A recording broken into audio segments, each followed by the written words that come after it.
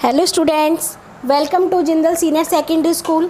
Students, आज मैं class 8 को साइंस का चैप्टर 1 कराऊंगी। उसके बाद आपने बुक एक्सरसाइज करनी है। Crop production and management. Crop production, crop means होती है फसल, फसलों का उगना और उनका रख रखाव, मैनेजमेंट की फसल कैसे उगाई जाती है और उनका रख रखाव कैसे किया जाता है।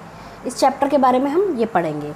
देखिए, इसमें बता रखा है when plants of the same kind are grown and cultivated at one place on a large scale it is called a crop। जब क्रॉप क्या होती है? फसल। जब एक स्थान पर बहुत सारे पौधे एक साथ लार्ज स्केल पर उगाए जाते हैं तो उसे हम फसल कहते हैं। ठीक है, तो ये अलग अलग टाइप की होती है फसलें, जैसे सीरियल्स, अनाज हो गए, वेजिटेबल्स, सब्जियां हो गई, फ्रूट्स, फल हो गए। तो हर चीज़ की अलग अलग फसल होती है। ठीक है, देखिए फसल, इसके क्रॉप्स के दो टाइप होते हैं, खरीफ क्रॉप्स, रबी क्रॉप्स। खरीफ की फसलें वो फसलें होती हैं, the crops which are sown in the rainy season are called kharif crops. Kharif की फसलें वो होती हैं जो बारिश के मौसम के अंदर उगाई जाती हैं। ठीक है, जैसे पैडी, मेज़, सोयाबीन, ग्राउंडनट, कॉटन, ये सब खरीफ की फसलें हैं। रबी क्रॉप्स वो होती हैं, crops grown in the winter season are called rabi crops. Rabi की फसलें विंटर के सीज़न में, सर्दियों के मौसम में उगाई जाती हैं, जैसे कि wheat, gram, P, mustard and linseed. ठीक है, ये आपकी रबी क्रॉप्स है, खरीफ की और रबी की, दो टाइप की फसलें होती हैं आपकी। अच्छा, अब आपको हमारा अगला स्टेप आएगा कि क्रॉप प्रोडक्शन के अंदर कौन कौन से स्टेप्स होते हैं कि पहले क्या क्या किया जाता है। देखो, सबसे पहला पॉइंट होता है प्रिपरेशन ऑफ सॉइल, यानी मिट्टी को तैयार करना, सोइंग, बोना, एडिंग मैन्यूर एंड फर्टिलाइज़र, उसमें खाद और उर्वरक देना, इरिगेशन, पौधों की सिंचाई करना, प्रोटेक्टिंग फ्रॉम वीड्स, खरपतवार से उनको बचाना, हार्वेस्टिंग, काटना, और स्टोरेज होता है, उनको स्टोर करना। तो हम पूरा चैप्टर आपका इसी के ऊपर बेस्ड है। हम इसके बारे में थोड़ा थोड़ा पढ़ेंगे, फिर आप इसको समझने की कोशिश करना। प्रिपरेशन ऑफ सॉइल, सबसे पहला स्टेप होता है मिट्टी को तैयार करना। जब एक किसान कोई भी फसल बोने की तैयारी करता है तो सबसे पहले वो मिट्टी को तैयार करता है। ठीक है, तो इसमें क्या होता है, preparation of the soil is the first step before growing a crop. One of the most important task in agriculture to turn the soil and loosen it. सबसे पहले जो मिट्टी होती है उसको ढीला किया जाता है ताकि जो उनमें पानी आसानी से नीचे जा सके और जड़ें उसको, पौधे को आराम से पकड़ सके। ठीक है, इसमें देखिए दो प्रोसेस होते हैं आपके, लूजनिंग और टर्निंग। उसे हम लूजनिंग को टिलिंग और या प्लोइंग, खेल को आपने सुना होगा गांव में किसानों की भाषा में, खेत में हल जोतना, प्लोइंग। ठीक है, तो इसमें क्या होता है, एक हल लिया जाता है और उसकी सहायता, वो आयरन का बना होता है, जो हल होता है वो लकड़ी का, उसका लोहे का बनाया होता है। तो क्या होता है, वो जो हल होता है वो पूरे खेत की जो मिट्टी होती है उसको एकसार करके तैयार कर देता है। खुदाई करते हैं पहले उसकी। ठीक है, उसके बाद में खुदाई हो जाने के बाद में क्या होता है, उसमें जो बीज होता है, जो भी जिस भी की फसल उगानी है वो उसके अंदर डाला जाता है। ठीक है, फिर उसके बाद उसका लेवल करके उसमें खाद वगैरह मिलाई जाती है, फिर इरिगेशन किया जाता है, सिंचाई की जाती है उन पौधों की। ठीक है, तो इसमें देखिए क्या क्या इम्प्लीमेंट्स आपके यूज़ होते हैं। सबसे पहला आपका plough, this is being use since ancient time for tilling the soil, adding fertilisers to the crop, removing the weeds, scraping off soil etcetera. Plough क्या काम आता है, हल जो फसल होती है उसकी मिट्टी को ढीला करने का काम आता है, मिट्टी खोदने के। एडिंग फर्टिलाइजर्स, जो उर्वरक होते हैं, जो मिट्टी की उर्वरक शक्ति को बढ़ाते हैं, उनको उसमें क्रॉप में, फसल में देने के काम आता है। खरपतवार क्या होते हैं, जो एक्स्ट्रा पौधे उग जाते हैं फसल के साथ, उनको हटाने में भी काम आता है ये। ठीक है, तो ये आपका प्लो है। सेकंड है आपका हो, it is a simple tool which is used for removing weeds. ये पौधों से खरपतवार हटाने के, फसल के साथ जो खरपतवार उगाते हैं, जो वेस्ट पौधे होते हैं जिनका कोई रोल नहीं होता फसल के बीच में, उनको हटाने का काम आता है। And for loosening the soil, और मिट्टी को ढीला करने का काम आता है। ये देखिए, इसमें फ़ोटो दिखाई गई है, हो किस टाइप का होता है, ये टूल होता है, ये ग्रिप है, इसका हैंडल है, ये इसमें बीम है। कल्टीवेटर क्या होता है, आजकल के टाइम में क्या है, जो क्रॉप होती है उसका कल्टीवेशन ट्रैक्टर से होता है, ट्रैक्टर के पीछे लगा रहता है। ये देखिए ये लगा हुआ, इससे कल्टीवेशन होता जाता है जो फसल होती है, ठीक है। इससे हमारी समय की बचत भी होती है और लेबर की बचत। ट्रैक्टर के पीछे ये एक टूल लगा दिया जाता है, इंस्ट्रूमेंट, इससे क्रॉप का कल्टीवेशन किया जाता है, ठीक है। सेकंड स्टेप है आपका सोइंग, बोना। जो भी sowing is the most important part of the crop production. Before sowing good quality seeds are selected. सबसे पहले क्या होता है, अच्छी क्वालिटी के बीज सिलेक्ट किए जाते हैं। Good quality seeds are clean and healthy seeds of a good variety. Farmer prefer to use seeds which have give a high yield. इससे क्या होता है, जितने अच्छी क्वालिटी के आपके बीज होंगे उतनी ही अच्छी क्वालिटी की फसल भी होगी। तो इसलिए सबसे पहले फार्मर क्या करते हैं कि सिलेक्शन करते हैं कौन से बीज सबसे अच्छे हैं। फिर इन बीजों को बोने के लिए देखो दो तरीके ये टूल्स यूज़ किए जाते हैं। एक होते हैं ट्रेडिशनल टूल्स, एक होते हैं सीड ड्रिल। ये ट्रेडिशनल टूल्स होते हैं, जैसे देखिए यहाँ पर ये बैल है, ये बीज को यहाँ से ये देखो इसमें कीप लगी हुई है, एक बीज डालते जा रहे हैं और बैल चलते जाएंगे तो पूरे खेत में ये बीज बिखरते जाएंगे। ये फनल होता है, ये इसको बोलते हैं हम कीप। सेकंड होता है सीड ड्रिल। ये देखिए ये एक इंस्ट्रूमेंट होता है, ये अपने आप से ही ड्रिल करता जाता है खेतों के अंदर, बीज इससे निकल के इसमें बीज की बुआई होती रहती है। तो दो चीज़ें हैं इसमें, ट्रेडिशनल टूल और सीड ड्रिल, ठीक है। तो बीज बोने तक का काम हो गया। उसके बाद adding manure and fertilisers.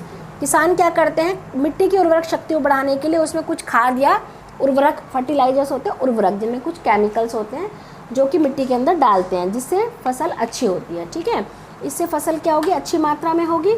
Manure is an organic substance obtain from the decomposition of plant और एनिमल वेस्ट। खाद क्या होती है, मरे हुए जो पेड़ पौधे या पशु होते हैं वो मिट्टी में दबते जाते हैं तो उससे खाद तैयार हो जाती है। तो फार्मर जो होते हैं, किसान होते हैं, खाद अपने पेड़ पौधों को वो देते हैं, ठीक है। अच्छा, एक मैन्यूर का क्या काम होता है, खाद क्या काम करती है, जो खाद होती है वो improve soil texture as well as its water retaining capacity. जो खाद होती है वो मिट्टी की उर्वरक शक्ति को बढ़ाती है और उसको अच्छा बना देती है और उसमें पानी को सोखने की क्षमता को भी बढ़ा देती है। और जो फर्टिलाइज़र्स होते हैं उनके अंदर बहुत सारे न्यूट्रिएंट्स होते हैं जो कि फर्टिलाइज़र्स जो कि होते हैं वो फसल को अच्छा वो देते हैं, अच्छा प्रोडक्शन होता है फसल का फिर उससे, ठीक है। तो समझ आया इसमें क्या था, एडिंग मैन्यूर एंड फर्टिलाइजर्स और खाद उसमें देना जिससे मिट्टी की उर्वरक शक्ति बढ़े और अच्छी फसल तैयार हो, ठीक है। अच्छा, इसमें ये पार्ट दे रखा है एडवांटेजेस ऑफ मैन्यूर। खाद डालने का क्या क्या फ़ायदे होते हैं, it enhances the water holding capacity of soil. मिट्टी की जो पानी सोखने की क्षमता होती है उसको खाद बढ़ा देती है। It makes the soil porous due to which exchange of gases becomes easy. इसमें से मिट्टी इस तरीके से बन जाती है कि उसमें गैसों का आदान प्रदान आसानी से हो सके। It increases the number of friendly microbes. मिट्टी के जो मिट्टी के अंदर जो कण होते हैं, जो सूक्ष्म जीव होते हैं वो इससे बढ़ जाते हैं, जिससे जो कि मिट्टी के लिए बहुत फ़ायदेमंद होते हैं फसल उगाने में। It improves the texture of the soil, और ये मिट्टी को भी अच्छा बना देती है। देखिए इसमें मोस्ट इम्पॉर्टेंट पार्ट है ये, और थोड़ा सा देख लीजिए, फर्टिलाइज़र और मैन्यूर, इन दोनों में डिफरेंस बताना है। फर्टिलाइजर्स क्या होते हैं और मैन्यूर क्या होते हैं, ये एग्जाम पर्पज से भी वेरी इंपॉर्टेंट क्वेश्चन माना जाता है। Fertiliser is an inorganic salt, ये इनऑर्गेनिक होता है, और manure is a natural substance, ये नेचुरल होता है, ठीक है। ये नेचुरल नहीं होता, ये केमिकल से तैयार किया जाता है जो फर्टिलाइजर्स होता है। फर्टिलाइजर्स प्रिपेयर्ड इन फैक्ट्रीज, इसको फैक्ट्री में तैयार किया जाता है। Manure can be prepared in the fields, ये खेतों में तैयार होती है खाद। A fertiliser does not provide any humus to the soil, इससे मिट्टी को ह्यूमस प्रदान नहीं करता ये। Manure provides a lot of humus to the soil, खाद जो होती है वो मिट्टी को ह्यूमस प्रदान करती है। Fertilizers are very rich in plant, ये फर्टिलाइजर्स जो होते हैं वो इनके अंदर नाइट्रोजन, फॉस्फोरस, पोटेशियम बहुत अधिक मात्रा में होते हैं। मैन्यूर में कम मात्रा में होते तो है न्यूट्रिएंट्स खाद के अंदर, बट बहुत ही कम मात्रा में होते हैं। इरिगेशन, सिंचाई, देखिए आपको पता है इस चीज़ का कि आपने फसल पहले मिट्टी की तैयारी करी, फसल उगाई, फिर उसमें फर्टिलाइजर्स और मैन्यूर डाले, लेकिन जब तक उसको पानी नहीं मिलेगा तब तक फसल आपकी नहीं बढ़ेगी। आप कोई प्लांट भी अपने घर पर लगाते हैं तो सबसे पहले आप प्लांट की देखभाल करते हैं, पौधा उगाते हैं, उसमें खाद वगैरह डालते हैं, तो उसको रोज़ पानी भी डालते हैं, क्योंकि अगर पानी नहीं मिलेगा तो पौधा मर जाएगा, वो जीवित नहीं रह पाएगा। तो इरिगेशन भी एक वो है। इसका प्रोसेस के अंदर शामिल है ये। Supply of water to crops at different intervals is called irrigation. Irrigation क्या होता है? सिंचाई करना, पानी की सिंचाई, पानी खेतों में पानी देना, ठीक है। इसके क्या क्या सोर्सेज होते हैं? Sources of irrigation are wells, कुएँ, ट्यूबवेल्स, पॉन्ड्स, तालाब होते हैं, लेक्स, झील, रिवर्स, नदी, डैम्स, बांध, कैनल्स, नहर।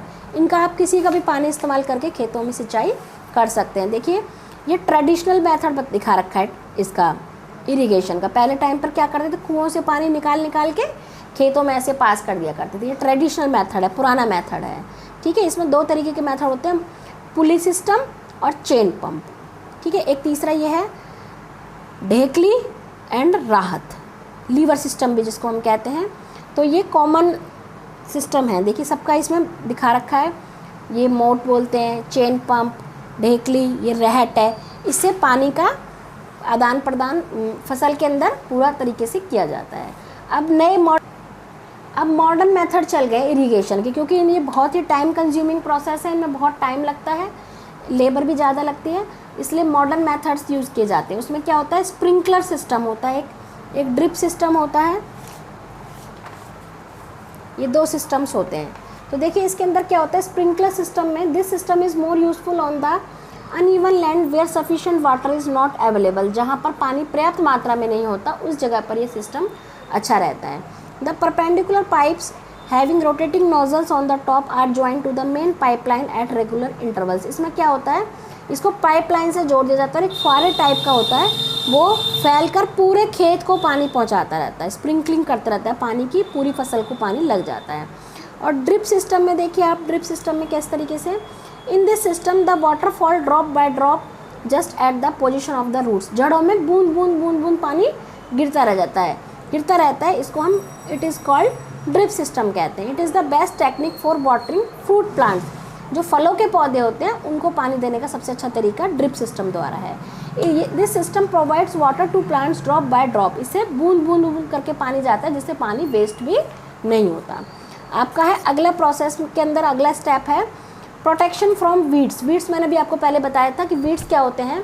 फसल के साथ में कुछ ना अनचाहे पौधे उग जाते हैं जिनकी हमें ज़रूरत नहीं होती, तो हमें उनको हटाना पड़ता है, तो इन्हें हम वीड्स कहते हैं, ठीक है। The undesirable plants are called weeds. अनैच्छिक पौधे जिनको हम नहीं चाहते तो उनको हमें रिमूव करना पड़ता है। Removal of weeds is called weeding. इन पौधों को खेतों के बीच में फसलों में से हटाना वीडिंग कहलाता है, ओके। तो इसमें क्या होता है? वीडिंग जो होती है वो या तो खुरपी की मदद से की जाती है, या एक सीड ड्रिल होता है जो कि उनको उखाड़ देता है। Weeds are also controlled by using certain chemicals. कुछ केमिकल्स का यूज़ करके भी इनको हटाया जा सकता है, जिनको हम वीडीसाइड्स कहते हैं। इन केमिकल्स, ये केमिकल क्या करते हैं? इन केमिकल्स को पूरे खेत में छिड़काव कर दिया जाता है, जिससे वो पौधे मर जाते हैं। फसल को, जो फसल के साथ में जो खरपतवार होते हैं उनको नष्ट कर देते हैं। तो इसको हम क्या बोलते हैं? स्प्रेयर कहते हैं, ठीक है। तो स्प्रेयर का क्या काम होता है? वीड्स को हटाना। वीड्स होते हैं खराब पौधे। नेक्स्ट है आपका हार्वेस्टिंग। हार्वेस्टिंग, देखो फसल आपकी पककर तैयार खड़ी है, तो अब आपको उसको काटना है, तो काटने का काम है। Harvesting of a crop is an important task. Cutting of crop after it mature is called harvesting. जब जो फसल है वो पककर तैयार हो जाती है तो उसको काटने का काम होता है, ठीक है। तो हम क्या करते हैं हार्वेस्टिंग के अंदर? देखो ये सिक्कल दे रखी है, दराती जिसको कहते हैं, ये फसल को काटने के काम आती है, लेकिन ट्रेडिशनल मेथड है ये। तो मॉडर्न मेथड के अंदर थ्रेशिंग होती है। थ्रेशिंग में क्या होता है? ये जो है फसल को, उस जो अनाज होता है जो उसके अंदर से गेहूँ है, गेहूँ की बालियों में से गेहूँ को अलग किया जाता है, तभी वो यूज़ में लाया जाता है, तो उसे हम थ्रेशिंग कहते हैं, ठीक है। This is carried out with the help of a machine called combine. ये मशीन का नाम है कंबाइन, जिसकी वजह से ये फसल कटती है, हार्वेस्टिंग होती है। Farmers with small holdings of land do the separation of grain and chaff by winnowing, ठीक है। तो ये आपने ये देख लीजिए, विनोइंग द मशीन किस तरीके से ये फसल को काटने में हमारी मदद करते हैं। आपका सबसे आखिर का स्टेप स्टोरेज है, ये मोस्ट इम्पॉर्टेंट। देखिए आपने इतनी मेहनत करके किसान ने फसल उगाई, लेकिन उसका ध्यान नहीं दिया, स्टोर नहीं की, तो उससे भी उसको नुकसान होता है, उसका इतनी मेहनत का कोई फ़ायदा नहीं होता। इसलिए स्टोरेज भी एक मेन टास्क है। Storage of produce is an important task If the crop grains are to be kept for longer time, they should be safe from moisture, insects, rats and microorganism.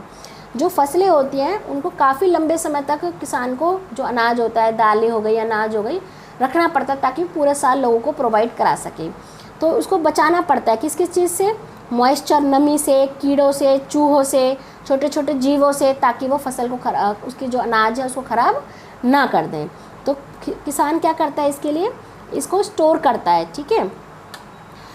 Before storing them the grains are properly dried in the sun to reduce the moisture in them. सबसे पहले क्या करता है किसान, फसल को पक कर खड़ी हो जाती है, तैयार हो जाती है, और पूरा कट कर सबसे पहले उसको सुखाता है धूप में, ताकि उसके अंदर नमी ना रह जाए, क्योंकि नमी वाली फसल आगे जाकर ख़राब हो जाएगी, उसमें बैक्टीरिया और फंगी हो जाएंगे, ठीक है। तो इसमें क्या होता है, उसको स्टोर करने के लिए ऐसे गोडाउन्स होते हैं, उसको बोरियों में भरकर उसको ऐसे, देखो गोडाउन्स में ये लगा हुआ है, इस तरीके से उसको लगा दिया जाता है, ठीक है। अच्छा, इसमें देखिए, अब आगे पढ़िए, देखिए एनिमल्स जो होते हैं, जैसे देखो प्लांट्स से हमें काफ़ी सारी चीज़ें मिलती हैं, इसी तरीके से एनिमल्स भी हमको डिफरेंट टाइप के फूड देते हैं। Many people living in the coastal areas consume fish as a major part of their diet. Coastal area में रहने वाले जो लोग होते हैं वो अपने भोजन के रूप में मछलियों का सेवन करते हैं। In the previous classes you have learned about the food that we obtain from plants. देखिए अलग अलग होता है, प्लांट से हमें अलग तरीके का खाना मिलता है और हमें एनिमल्स से अलग तरीके का। देखो एनिमल्स बहुत ही लार्ज स्केल पर पाले जाते हैं। When this is done on a large scale it is called animal husbandry. देखो जब एनिमल्स को पाला जाता है, उनकी देख रेख की जाती है, उनसे जो चीज़ हमें, जैसे देखो भेड़ से ऊन मिलती है, बकरी, गाय, भैंस, इनसे दूध मिलता है, तो इनको एक बड़े स्केल पर पाला जाता है, तो उसे हम एनिमल हस्बेंड्री कहते हैं। तो ये आपका चैप्टर कंप्लीट हो चुका है। इसमें हमने क्या क्या सीखा, हमने देखिए इसमें एग्रीकल्चर प्रैक्टिस सीखी, फर्टिलाइजर्स क्या होते हैं, मैन्यूर क्या होते हैं, एग्रीकल्चर प्रैक्टिसेस के अंदर कौन कौन से स्टेप्स होते हैं, क्रॉप्स कितने टाइप्स की होती हैं, ये सारा हमने इसमें पढ़ा है, ठीक है। तो अब आप लोगों ने क्या करना है, ये आपको पीछे इसमें क्वेश्चंस दिए हुए हैं बच्चे, देखिए पहले आपके ये फिल इन द ब्लैंक्स हैं, ठीक है, फिर आपके इसमें मैच मेकिंग है, और फिर आपके देखिए क्वेश्चंस है, ये खरीफ क्रॉप, रबी क्रॉप। अभी आपने सबके बारे में पढ़ा है, आप ये 3rd 4th 5th 6th 7th 8th 9th तक के क्वेश्चन आप लोग अपनी नोटबुक में कर लेना। अभी अगर किसी क्वेश्चन का आंसर ढूंढने में आपको कोई प्रॉब्लम होती है, आंसर नहीं समझ आता है, तो आप हमें मैसेज कर सकते हैं और पूछ सकते हैं जो दिक्कत हो। ये अब आप अपनी फेयर नोटबुक्स में कर लेना, ठीक है ना बच्चे, अब कर लेंगे सारे इसमें से।